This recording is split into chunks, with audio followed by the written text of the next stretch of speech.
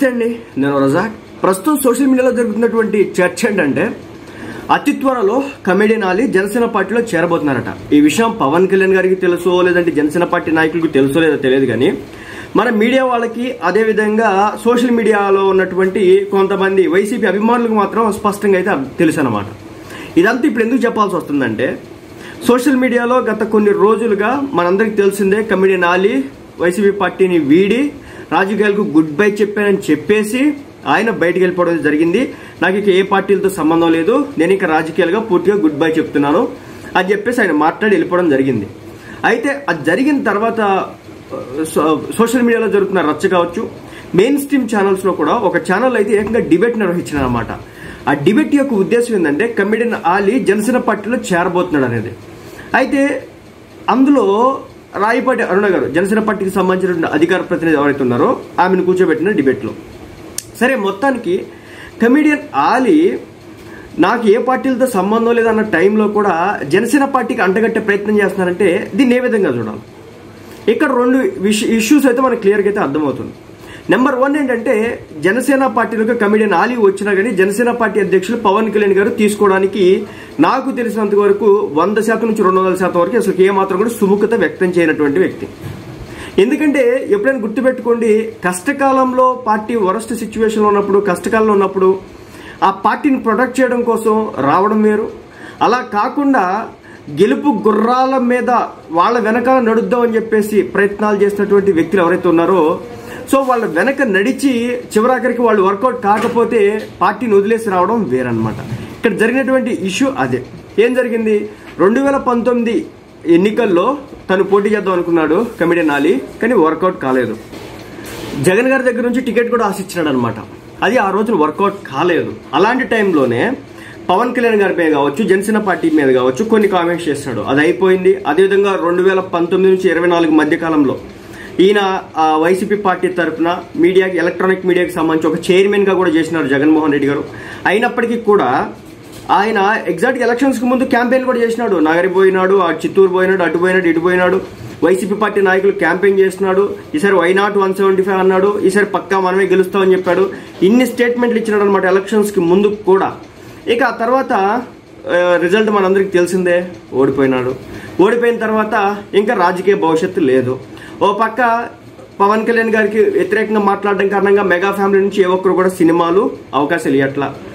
సరే, ప్రొడ్యూసర్లు, డైరెక్టర్లు ఏమైనా ఇస్తారంటే ఎవరు? ఎందుకంటే మెగా ఫ్యామిలీ హీరోలతో పక్కగా వాళ్ళు సినిమాలు చేయాల్సిన వాళ్ళే. సో ఏదో ఒక రోజు వాళ్ళకి ఇబ్బంది వచ్చిందని చెప్పేసి కమెడియన్ ఆలీని కానీ పోసాని కృష్ణమూర్తిని అయితే తీసుకోలేదు. నెంబర్ 2, అయితే ఇలాంటి సిచ్యువేషన్ బాగా ఫేస్ చేస్తున్నాడు.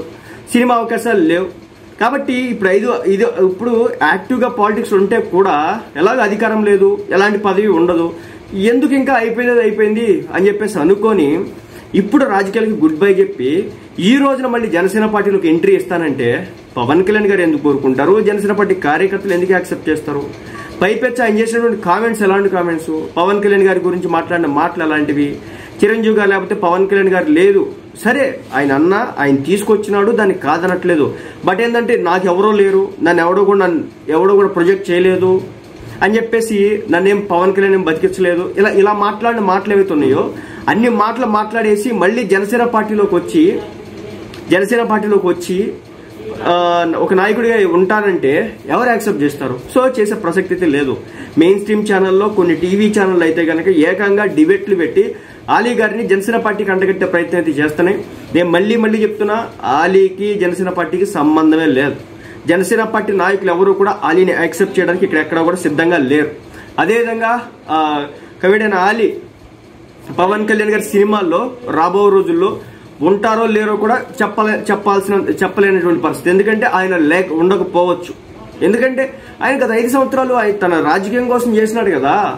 పవన్ కళ్యాణ్ గారు ఒక పార్టీ పెట్టి మళ్ళీ ఆయనకి ఎంత క్లోజెస్ట్ ఫ్రెండ్ పవన్ కళ్యాణ్ గారికి కమెడియన్ ఆలీ గారు. ఆయన సరే ఏ పార్టీలో లేకుండా న్యూట్రల్గా ఉంటే ఒక లెక్క, కానీ వేరే పార్టీకి వెళ్ళి పవన్ కళ్యాణ్ గారి మీద కామెంట్లు చేసి పవన్ కళ్యాణ్ గారు తన ఆత్మన్నట్లుగా ప్రొజెక్ట్ చేసుకున్నాడు ఆ కమెడియన్ ఆలీ.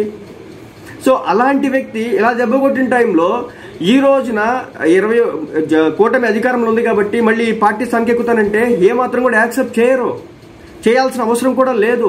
వాళ్ళ వ్యక్తిగత స్వార్థాల కోసం మాత్రమే పార్టీలో చేరుతాం, వాళ్ళ వ్యక్తిగత స్వార్థాలు పోయిన తర్వాత పార్టీ దిగేస్తామంటే ఎలా అవుతుంది? ఎలా యాక్సెప్ట్ చేస్తారు? చేయరు కదా. సో అది పరిస్థితి.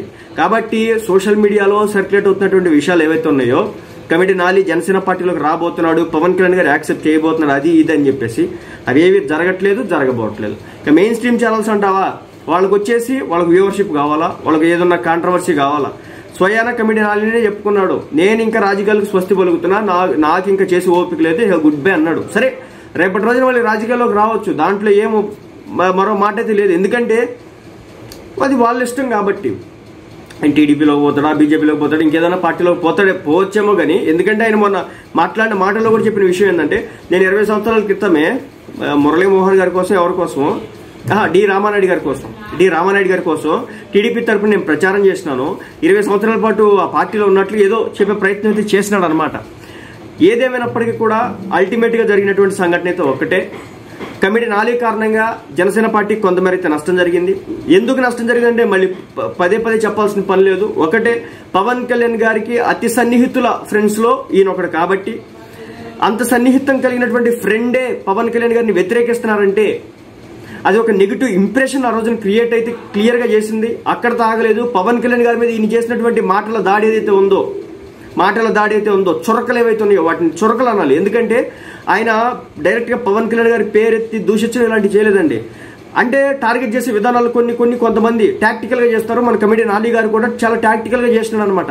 అంటే కర్ర విరగకూడదు, పాము చావాలనే కాన్సెప్ట్ ఉంటుంది కదా. సో ఆ మాదిరిగా ఆయన అయితే చేసినాడు అనమాట. ఆ రోజున పవన్ కళ్యాణ్ గారి పేరు ఎత్తకుండానే పవన్ కళ్యాణ్ గారిని టార్గెట్ చేసినటువంటి విధానం, సో వివిధ సభల్లో సమావేశాల్లో పవన్ కళ్యాణ్ గారిని మాట్లాడేటటువంటి విధానం, ఆయన పేరు ఎత్తకుండానే, ఇవన్నీ కూడా ఏ జనసేన పార్టీ కార్యకర్త మర్చిపోడు, ఏ జనసేన పార్టీ నాయకుడు మర్చిపోడు.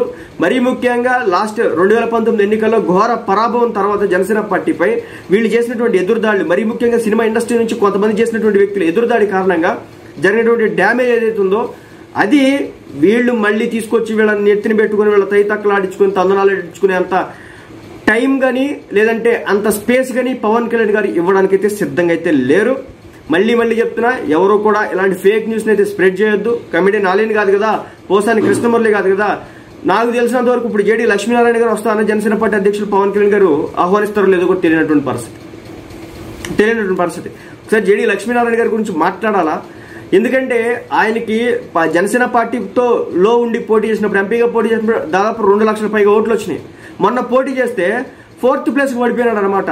ఇండిపెండెంట్ కూడా ఈయనకంటే ఎక్కువ ఓట్లు తెచ్చుకుంది. మొదట టీడీపీ, 2 వైసీపీ, 3 ఒక ఇండిపెండెంట్, లేడీ ఇండిపెండెంట్, ఆ తర్వాత జేడీ లక్ష్మీనారాయణ గారు. వీళ్ళ సిచ్యువేషన్ ఇలా ఉంటాయి. సో కాబట్టి జేడీ లక్ష్మీనారాయణ గారు కూడా తీసుకుంటారు లేదనేది కూడా ఒక బిగ్గెస్ట్ క్వశ్చన్ మార్క్. ఆయన కూడా వస్తాడు అన్నట్లుగా రకరకాల వార్తలు ప్రచారం జరుగుతున్నాయి. నమ్మొద్దండి, ఆయన ఏదో పార్టీ పెట్టుకున్నాడు, ఆ పార్టీ ప్రకారం ముందుకు పోతా ఉన్నాడు. సో ఇలాంటి ఏవైతే ఫేక్ న్యూస్ ఉంటాయో వీటిని నమ్మాల్సిన పని లేదు, జనంలో సర్క్యులేట్ చేయాల్సిన అంత అవసరమే లేదు.